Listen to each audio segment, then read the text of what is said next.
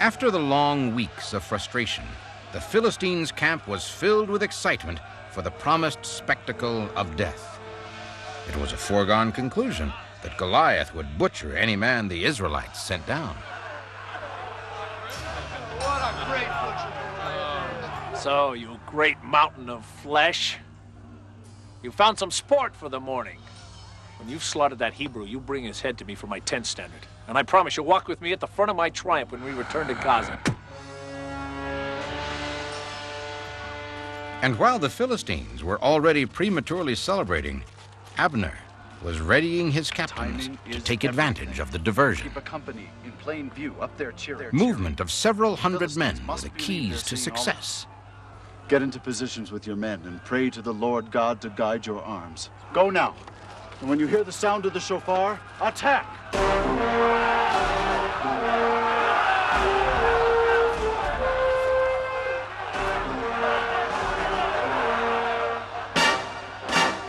Oh, you Hebrew mongrels! Would you slay me with old age, waiting for your champion? Where is this mighty man of your dirty and diseased race? Abner had understood his enemy well. Within minutes, the entire Philistine camp was crowding forward to watch the slaughter. And Abner's captains began deploying their weapons for the attack.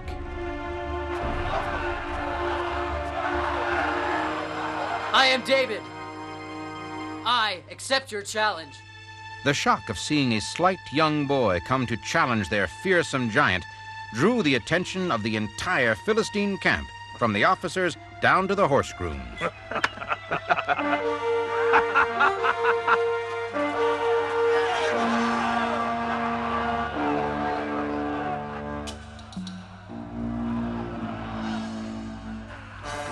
Blood, what is this?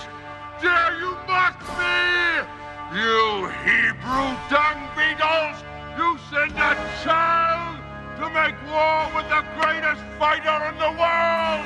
David, a teenager who chose to wear no armor, could have easily outmaneuvered the armored giant Goliath for 3 medical reasons. 1, those who suffer from gigantism tend to be awkward instead of quick in their movements. 2, giants tend to be weaker in their muscle strength than those who are younger and smaller in size. And 3, giants typically suffer from bilateral temporal hemianopia. That's peripheral vision loss, meaning David could have easily run from side to side, staying out of Goliath's visual field while setting up his shot or provoking the giant. The Philistine giant was suddenly filled with a trembling rage.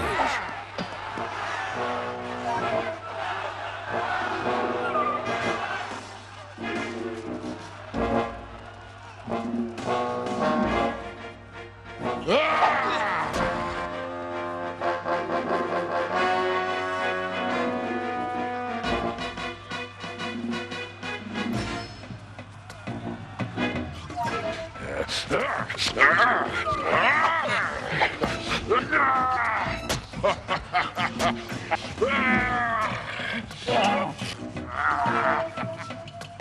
javelin, not the spear, you stupid ox! Boy's a leaping gazelle, not a charging lion.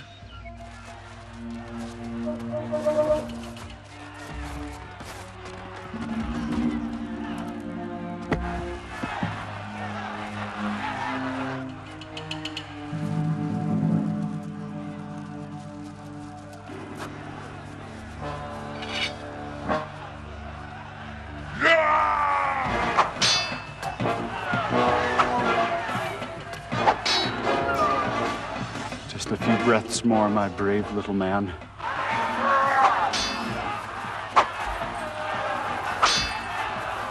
Getting tired?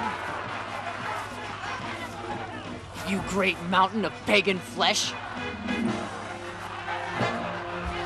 I'm going to carve you up very slowly, you wormy little pup, just because you made me sweat.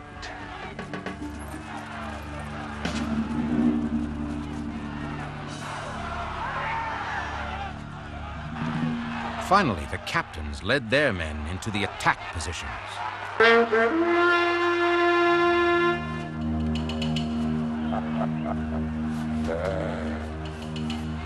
Shepherd sling. You think the great Goliath is a slinking jackal that can be stung by a pebble? Curse the living God, idol worshiper. God will deliver you into my hands.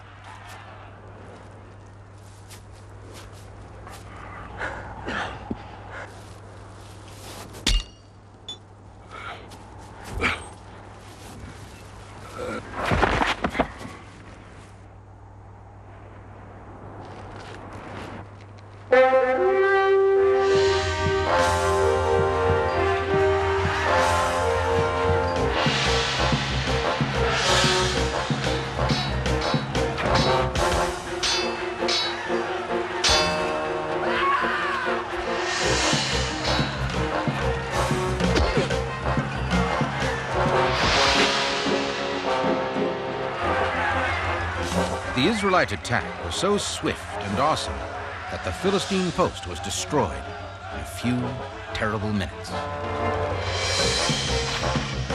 In any court of law, the story of David and Goliath, as described in the Bible, would stand vindicated by the evidence.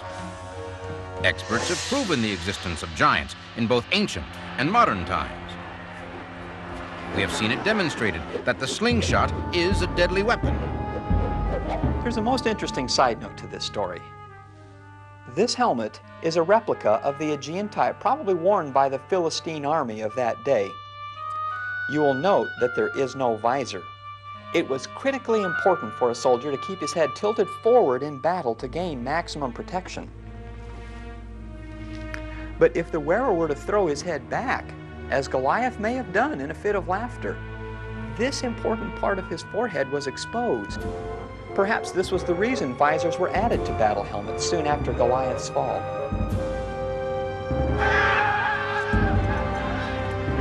Historical and archaeological evidence proves David's existence and his many deeds, from the killing of Goliath to ruling a united Israelite nation.